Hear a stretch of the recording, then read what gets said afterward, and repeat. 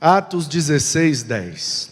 Assim que Paulo teve a visão, imediatamente procuramos partir para aquele destino, concluindo que Deus nos havia chamado para lhes anunciar o Evangelho. Você sabe que o livro de Atos foi escrito pelo médico amado Lucas. Em Colossenses 4,14, Paulo chama Lucas de o médico amado. E tanto o Evangelho, que leva o seu nome, quanto Atos, isso foi escrito por Lucas. E, originalmente, é um volume só. Lucas, Atos, faz parte de um único volume de escritos que Lucas endereçou ao Teófilo, aquele que encomendou, provavelmente um romano ou grego, que deveria ser um homem com bens, um homem de posses, porque era muito caro encomendar um escrito, um pergaminho, custava uma fortuna. Quanto mais a quantidade de pergaminhos que foram necessários para escrever todo esse registro, tanto do Evangelho, Lucas, quanto a história da igreja primitiva, que chamamos de Atos. Então, quando Lucas recebe a encomenda e vai escrever acerca de Jesus e da continuidade do ministério de Jesus, ele atende a essa demanda feita pelo Teófilo, que ele chama de excelentíssimo. Um homem pede: olha, eu quero saber mais sobre Jesus. Tem como você escrever para mim as histórias? Só que Lucas não é testemunha ocular do ministério de Jesus. E a grande pergunta então é: quando Lucas passa a fazer parte da história? Exatamente nesse versículo. Aqui é o primeiro indício de que Lucas está inserido na história. Por quê? Porque ele mudou a pessoa do verbo. Antes ele está conjugando todos os verbos na terceira pessoa. E eles foram, e ele foi, e eles vieram, e ele, eles, ele e ele. De repente, ele imediatamente procuramos. Agora ele passa para a primeira pessoa. Nós procuramos, concluindo que Deus nos havia chamado para lhes anunciar o Evangelho. É a primeira vez que ele conjuga o verbo na primeira pessoa do plural. Então ele está dizendo ele, eles, ele. Agora ele diz nós. Isso significa que a partir desse momento ele está incluído na história. Ele está inserido na narrativa. Ele, a partir daqui, não está somente contando a história de outros, mas ele também está contando a sua história, a sua própria história. E a primeira coisa que nós precisamos refletir é quando isso aconteceu na nossa vida.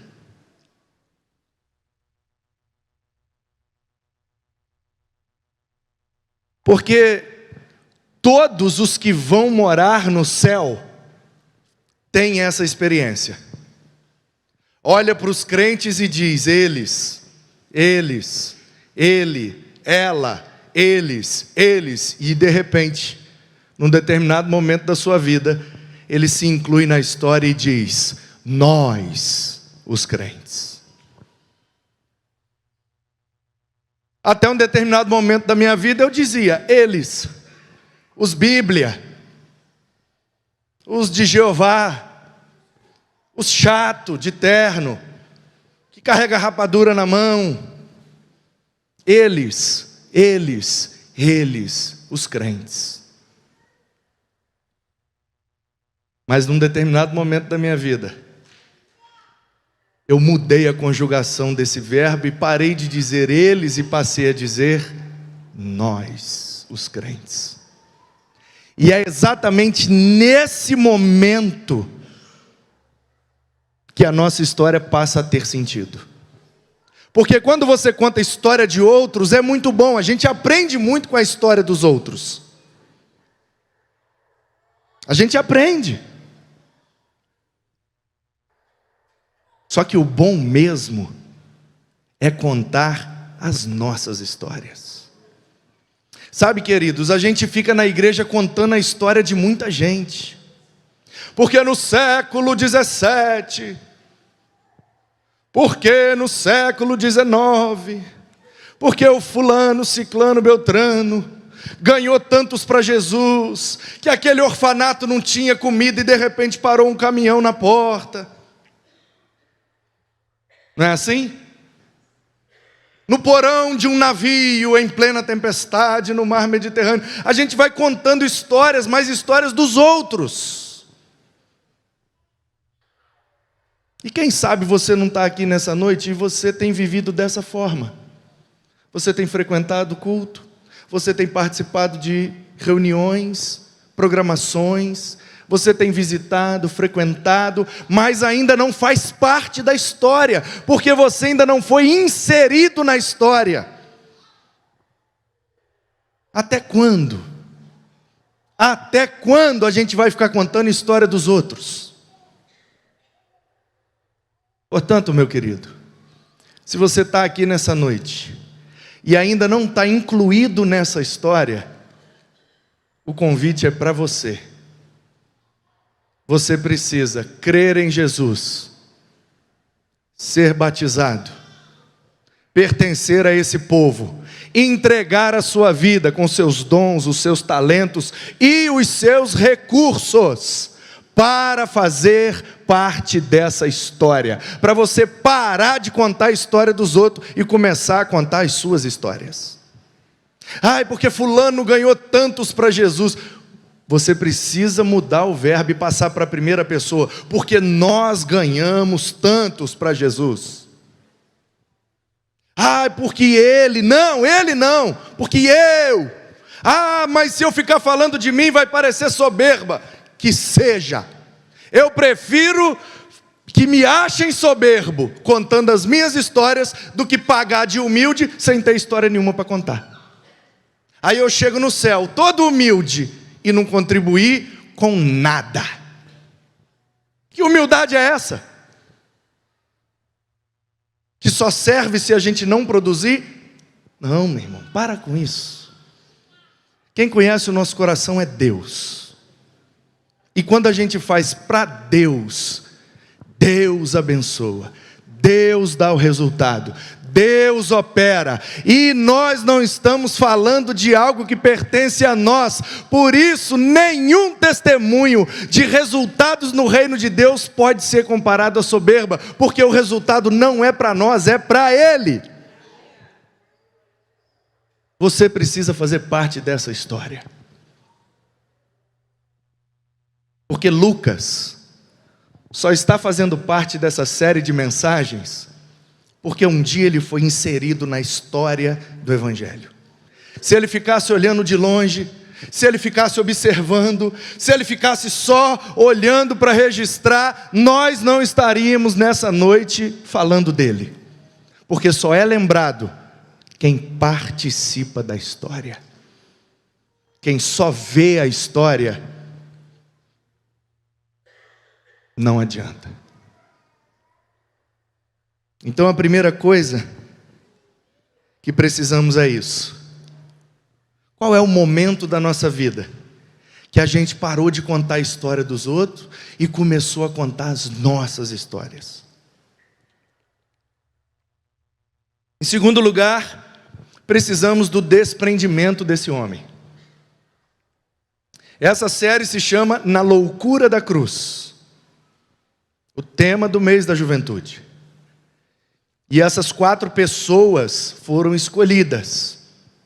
É coisa minha. Com o tempo vocês vão me conhecer e vão ver que eu agarro com os negócios. Tem coisa que eu garro. Quando eu garro, complica. Eu não gosto de dizer que a Bíblia tem personagens. Por quê? Porque se são personagens, a história pode ser fictícia. Eu prefiro então dizer que a Bíblia tem pessoas. Então, ao invés de eu dizer, veremos 4 personagens bíblicos no mês de agosto, eu prefiro dizer, vamos ver 4 pessoas da Bíblia. Porque eu creio piamente que esses homens existiram, viveram, homens e mulheres. Domingo passado foi Maria de Betânia, hoje é Lucas de Antioquia, próximo domingo é Daniel, e o último domingo é João Batista. Tá certo? Pessoas da Bíblia. Por que essas 4 pessoas foram pensadas e escolhidas? Porque as 4 cometeram loucuras. Loucura aos olhos do mundo, mas aos olhos da fé, a melhor decisão que puderam tomar nas suas vidas. Maria de Betânia morava numa cidade pobre, uma mulher pobre, e o lugar chamava Casa da Miséria, e eles eram pobres, mas ela pegou o perfume mais caro e derramou aos pés de Jesus para honrar a presença dele. E esse homem, um médico, meu irmão, se hoje ser médico é importante, dá status e condição social, imagine há 2000 anos atrás, onde o acesso era muito menor. Status, posição e recursos. Um médico abandonou tudo para servir ao reino de Deus. Já pensou nisso? Já pensou no quanto Lucas teve que renunciar? Se nós achamos hoje, é difícil hoje fazer uma faculdade de medicina? Cadê a Natália? Cadê a Natália? Está resolvendo alguma treta aí, né?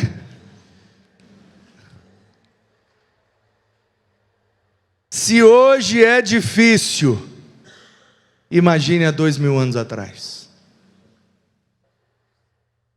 Aí o cara teve que estudar mais do que os outros. O cara teve que abrir mão de horas e horas e horas. E muito provavelmente renunciou seus prazeres pessoais por conta de sua vocação profissional. Porque se hoje é desgastante fazer medicina, para entrar já é muito difícil, para sair então nem se fala. Se hoje, com todo o acesso que nós temos, com toda a facilidade da tecnologia, pulverizou, tem faculdade de medicina para todo lado hoje em dia. Imagine naquele tempo que só tinha uma, e era em Alexandria, nordeste do Egito. Sabe onde Lucas morava? Antioquia da Síria. Sabe quantos quilômetros dá de Antioquia até Alexandria? Cerca de 450. Sabe como que Lucas fazia essa viagem? A pé.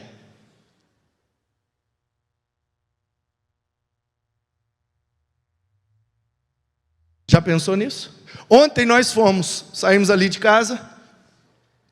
Vamos lá, Manu, ver onde é a faculdade que você vai estudar.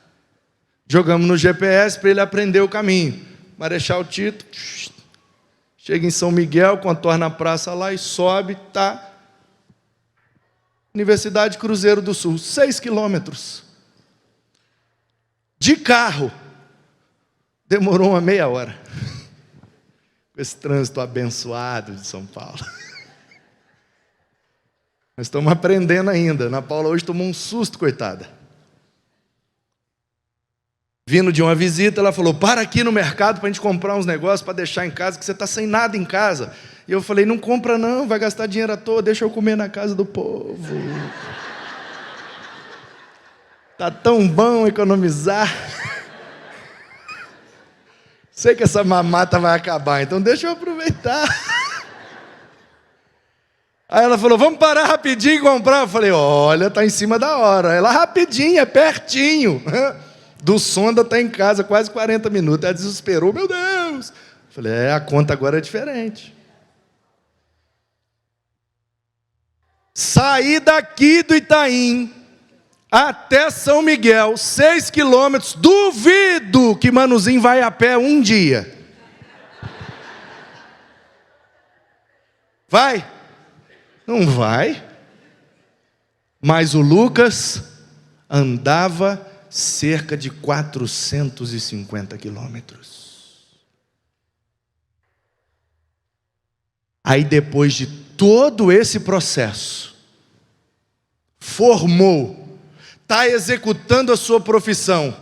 Antioquia da Síria, uma cidade muito importante, intelectualizada, uma cidade maravilhosa, não por acaso, lá estava a igreja mais produtiva desse tempo. Aliás, foi de Antioquia da Síria que o Espírito chamou Barnabé e Saulo para a obra missionária, que alcançou Lucas. Porque Lucas era natural de Antioquia, mas ele estava na região de Troade, quando na segunda viagem missionária foi alcançado pelo Evangelho, virou discípulo do apóstolo Paulo, e o Evangelho foi tão impactante para ele, que ele abandonou tudo, e foi atrás do Paulo, para poder fazer parte da história. Portanto, se em primeiro lugar nós precisamos tomar a decisão que nos inclui na história, em segundo lugar a gente precisa estar disposto a renunciar tudo e qualquer coisa. Porque senão a gente fica fazendo concessões com o Evangelho. Não, eu participo até aqui.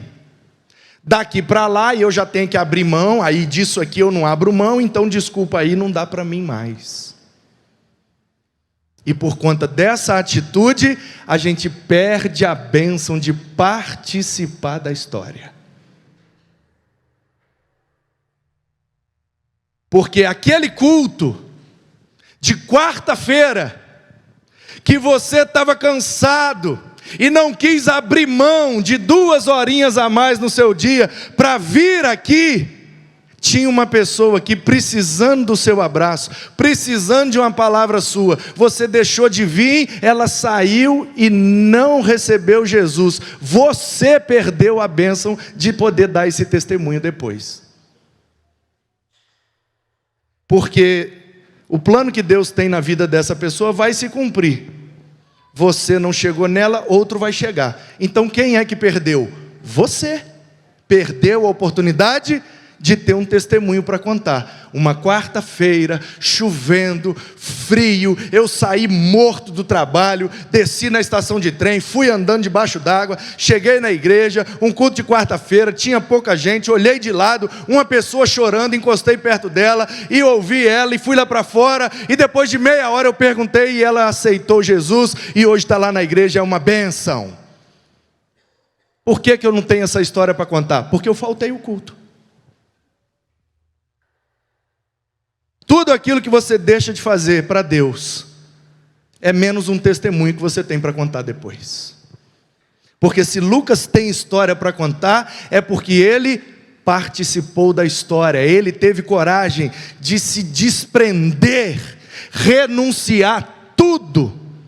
Vamos embora, Paulo. E foi.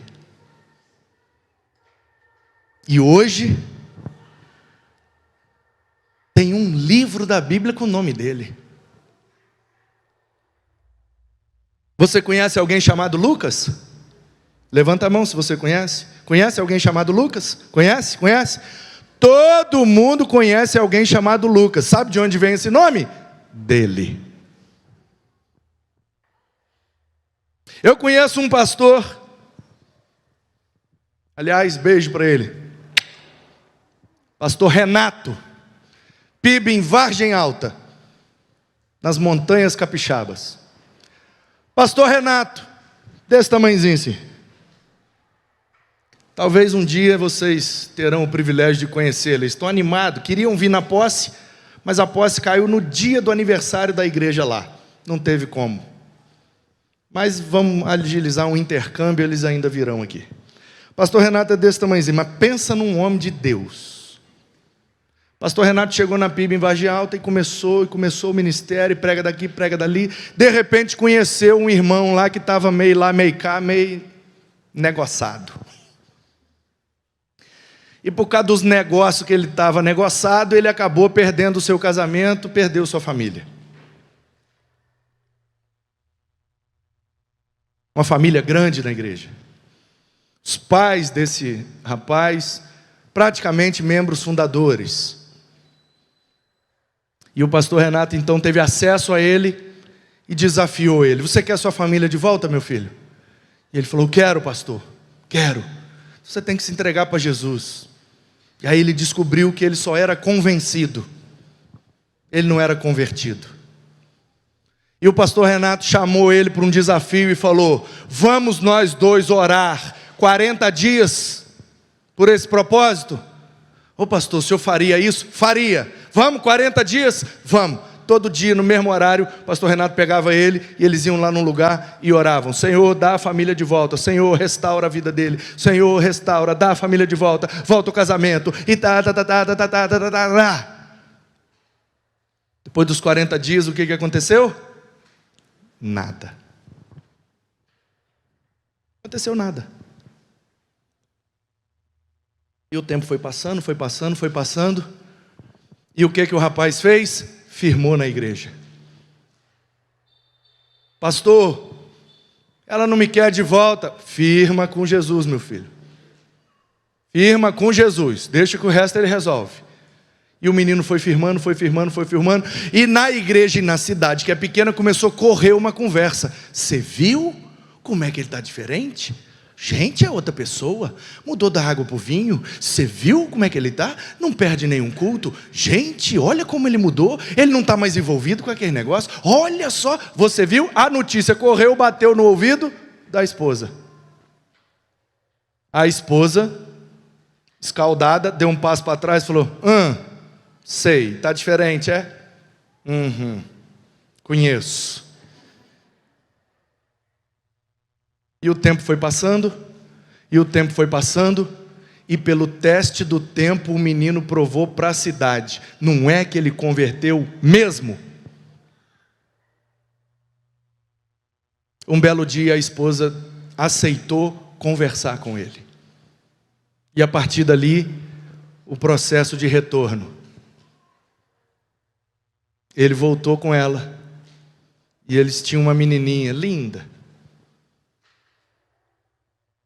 Um belo dia, depois do retorno, ela começa a passar mal, está grávida. Engravidou. Barriga foi crescendo, foi crescendo, foi crescendo. Nasceu o menino. Nasceu o menino. Qual é a dúvida? Qual vai ser o nome do menino? Qual vai ser o nome do menino? Você lembra o nome do pastor? Sabe qual é o nome do menino? Renato. Sabe por quê? Porque ele disse, eu vou botar o nome desse menino de Renato, porque esse menino é a prova viva de que Deus restaura vidas e famílias. E esse homem pagou um preço e orou 40 dias comigo. Deus restaurou minha família. Eu quero honrar esse homem botando o nome no meu filho. E o menino está lá. E o nome dele é Renato. Em homenagem ao pastor. Uma homenagem. Não é lindo? Pois todos os Lucas que você conhece são homenagens a este homem.